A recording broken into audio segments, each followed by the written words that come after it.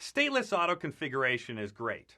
However, we do have a slight issue, and that slight issue is related to a lack of information. And what is the lack of information related to? Well, do we get any DNS information in those router advertisements? No. Do we get other information that might be necessary to reach other services or resources in the network that our clients may need to reach using IPv6? No. None of that is sent out in the router advertisements.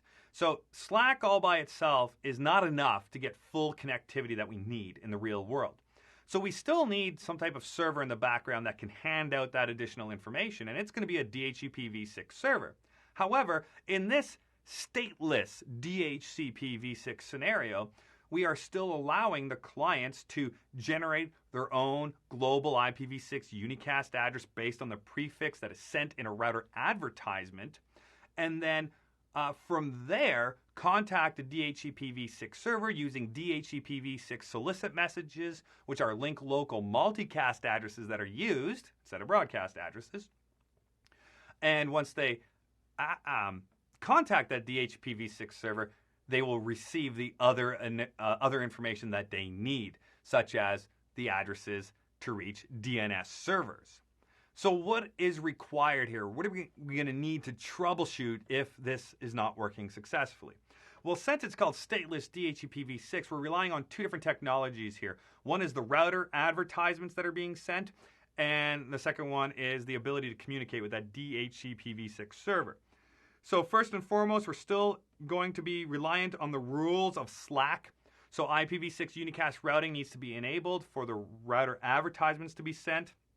We also need an IPv6 global unicast address configured on the interface with a /64 prefix, no exception to that rule. We have to notify the client that they should seek out the other information from a DHCPv6 server, and we accomplish this by configuring on the interface the IPv6 neighbor discovery other config flag option. So in that router advertisement, there's a flag set now to tell the client, go ahead and auto-configure your IPv6 address, but also use the DHCPv6 process to find a DHCPv6 server and get your other information that you need for successful communication. Now, I stated that we are using link local multicast addresses for the DHCPv6 process. So with that in mind, will those DHCPv6 messages ever be forwarded by a router? Will they be routed by a router? No, they won't. They won't. So that means that the DHCPv6 server has to be in the same local network as the client. Or if it's not, we need a relay agent, and that's what this command here is for. IPv6 DHCP relay destination. So that's the IP address of the DHCPv6 server. Only necessary if that DHCPv6 server is in a completely different IPv6 network than the client that's requesting services from it. Let's take a look at this out in our live environment. If we go to PC1 and we examine PC1's configuration, ipconfig, we will see that PC1 has successfully, through the Slack operation, configured itself with its IPv6 global unicast address. It has its default gateway, but the client's complaining that they're not able to reach addresses out on the internet. They're typing in the host name and they can't reach it. But if they ping to the IP address, it works. So after successfully verifying this yourself, you take a look at the client by typing ipconfig/all. And you notice in the output of the client for PC1 that it's missing DNS information for IPv6. It has it for IPv4, but it doesn't have it for IPv6. So what this means is that the client is receiving the router advertisements, but it can't contact the DHCPv6 server. Now, there might be a problem with communication, but one of the things we want to check out right away is, have we told the clients about going to contact a DHCPv6 server, show IPv6 interface VLAN 10. So VLAN 10 is the SVI in this case.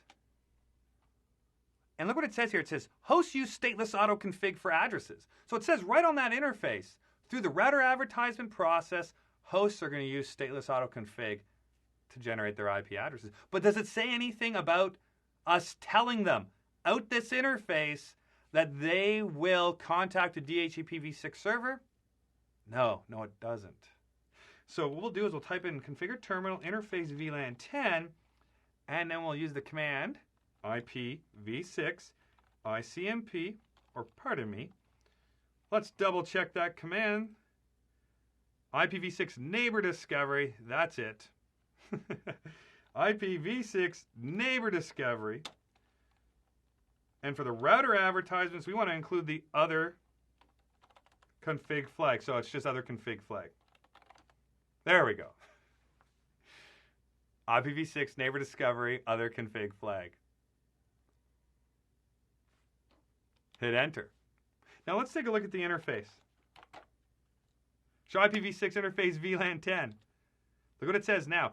Hosts are going to use a DHCP server to obtain other configuration information. Perfect. That's exactly how we want this to work. So let's access PC1 again.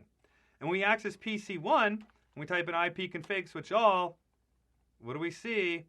Already, because a router advertisement was sent, we told the PC, go seek out the DNS servers that you need for IPv6. And we told them to go find a DHCPv6 server through that other config flag option.